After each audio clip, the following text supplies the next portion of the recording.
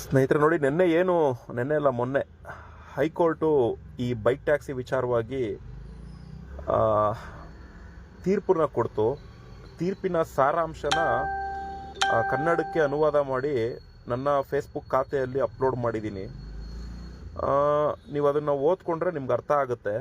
ಇದರಲ್ಲಿ ಅತಿ ಮುಖ್ಯವಾಗಿ ಇರೋವಂಥ ಅಂಶ ಹೇಳ್ಬಿಡ್ತೀನಿ, ಏಕೆಂದರೆ ತುಂಬ ವಿಚಾರ ಇರೋದ್ರಿಂದ. ನೋಡಿ, ಈಗಿನ ಸ್ಥಿತಿ ಏನು? ಕರ್ನಾಟಕ ಸರ್ಕಾರ ಹೊಸ ನಿಯಮಗಳನ್ನು ಜಾರಿಗೆ ತರುವ ತನಕ Rapido, Ola, Uber bike taxi ಸೇವೆ ನಡೆಸಲು ಅವಕಾಶ ಇಲ್ಲ. ನೋಡಿ, ಇದು ತುಂಬ ಇಂಪಾರ್ಟೆಂಟು. ನಮ್ಮ ಕರ್ನಾಟಕ ಸರ್ಕಾರದ ಸಾರಿಗೆ ಇಲಾಖೆಯವರು ಹೊಸ ನಿಯಮನ ಜಾರಿಗೆ ತರೋವರೆಗೂ ಕೂಡ ಇವ್ರು ಯಾವುದೇ ಕಾರಣಕ್ಕೂ ಬೈಕ್ ಟ್ಯಾಕ್ಸಿ ಸೇವೆನ ನಡೆಸೋ ಆಗಿಲ್ಲ ಅನ್ನೋ ರೀತಿಯಲ್ಲಿ ಹೈಕೋರ್ಟು ಹೇಳಿದೆ. ನೋಡ್ರಿ, ಇದನ್ನೆಲ್ಲ ತಿಳ್ಕೊಂಡಂತಹ ಸಾರಿಗೆ ಸಚಿವರು ಮತ್ತು ಸಾರಿಗೆ ಅಧಿಕಾರಿಗಳು ಮಾಧ್ಯಮದ ಮುಂದೆ ಬಂದು ಸಂದೇಶನ ನಾಡಿನ ಜನತೆಗೆ ಕೊಡಲೇಬೇಕು. ಇವ್ರು ಕೊಡ್ದಂಗೆ ಸುಮ್ಮನೆ ಇದ್ರು ಅಂದರೆ ತಪ್ಪಾಗ್ತದೆ. ಯಾಕೆ ಅಂದರೆ ಈ ಆ್ಯಪ್ ಸಂಸ್ಥೆಗಳು ಹೈಕೋರ್ಟ್ ಹೇಳಿದ್ರು ಕೂಡ ನಿಯಮ ಬರೋವರೆಗೂ ಕೂಡ ಇವ್ರುಗಳು ಬೇಕಾದ್ರೆ ರನ್ ಮಾಡ್ತಾ ಇರ್ತಾರೆ.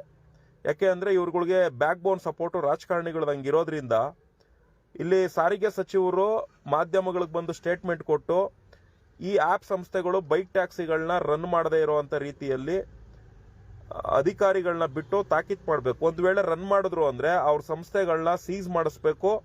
ಅವ್ರ ಆ್ಯಪ್ಗಳು ರನ್ ಆಗದೆ ಇರೋವಂಥ ರೀತಿಯಲ್ಲಿ ಸೈಬರ್ ಇಲಾಖೆನ ಬಳಸ್ಕೊಂಡು ನಿಷ್ಕ್ರಿಯಗೊಳಿಸುವಂಥ ಕೆಲಸ ಮಾಡಬೇಕು. ಹಾಗೆ ಇಲ್ಲಿ ಇನ್ನೂ ಒಂದು ಅಂಶ ಇದೆ.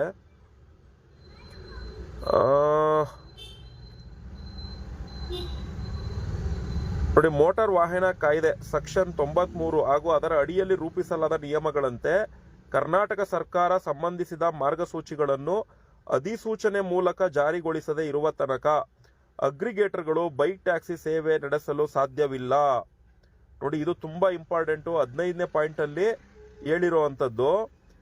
ಅಲ್ಲದೆ ಮೋಟಾರ್ ಸೈಕಲ್ಗಳನ್ನು ಸಾರಿಗೆ ವಾಹನಗಳನ್ನಾಗಿ ನೋಂದಾಯಿಸಲು ಅಥವಾ ಕಾಂಟ್ರಾಕ್ಟ್ ಕ್ಯಾರೇಜ್ ಪರವಾನಗಿ ನೀಡಲು ಯಾವುದೇ ನಿರ್ದೇಶನ ನೀಡಲಾಗುವುದಿಲ್ಲ ಅಂತೇಳಿ ವಿಚಾರಗಳನ್ನ ತುಂಬ ಹೇಳಿದ್ದಾರೆ. ಇದಾವೆ, ಸಾಕಷ್ಟು ಇದಾವೆ. ಇದನ್ನು ನೀವು ನನ್ನ ಫೇಸ್ಬುಕ್ಕಲ್ಲಿ ಹೋಗಿ ಓದ್ಕೊಂಡು ಶೇರ್ ಮಾಡ್ಕೊಳ್ಳಿ. ಇದ್ರ ಬಗ್ಗೆ ನಾವು ಕೇಳೋದಿಷ್ಟೇ, ಟ್ರಾನ್ಸ್ಪೋರ್ಟ್ ಡಿಪಾರ್ಟ್ಮೆಂಟ್ ಅವರು ಇದಕ್ಕೆ ಖಂಡಿತ ಮಾಧ್ಯಮದ ಮುಂದೆ ಬಂದು ಪ್ರತಿಕ್ರಿಯೆ ಕೊಡಲೇಬೇಕು. ಆಟೋ ಮತ್ತು ಟ್ಯಾಕ್ಸಿ ಈ ಚಾಲಕರ ವರ್ಗ ಏನಿದೆ ಇದಕ್ಕೆ ಇವರು ಸ್ಪಷ್ಟತೆ ನೀಡಲೇಬೇಕು. ಆಮೇಲೆ ಇದರಲ್ಲಿ ಇನ್ನೂ ಒಂದು ಅತಿ ಮುಖ್ಯವಾಗಿರೋ ಅಂಶ ಹೇಳಿದೆ.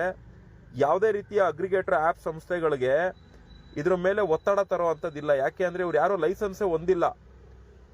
ಹಂಗಾಗಿ ಈ ಥರ ಎಲ್ಲ ಅಂಶಗಳಿದಾವೆ. ಇದನ್ನು ಸಂಪೂರ್ಣವಾಗಿ ಓದ್ಕೊಂಡ್ರೆ ನಿಮ್ಗೆ ಅರ್ಥ ಆಗ್ತದೆ ಸ್ನೇಹಿತರೆ.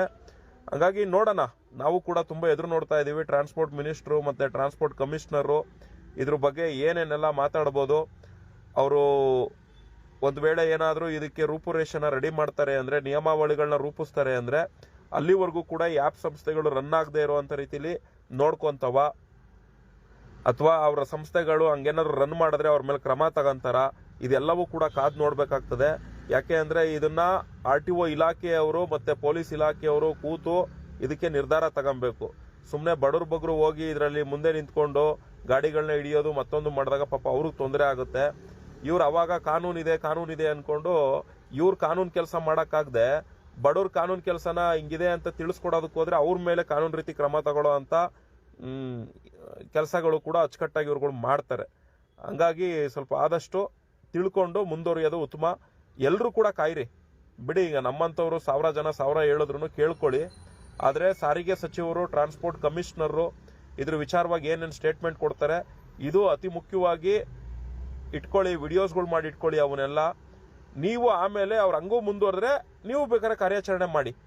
ಅದನ್ನು ಅಡ್ಗಟ್ಟು ಕೇಳಿದ್ರೆ ಯಾವ ಕೇಳ್ತಾರೋ ಅವ್ರಿಗೆ ಸಂಘಟನೆಗಳು ಮುಖಾಂತರ ನಮ್ಮಂಥವ್ರನ್ನ ಮುಂದೆ ಬಿಟ್ಟು ಮಾತಾಡಿಸಿ. ಧನ್ಯವಾದ.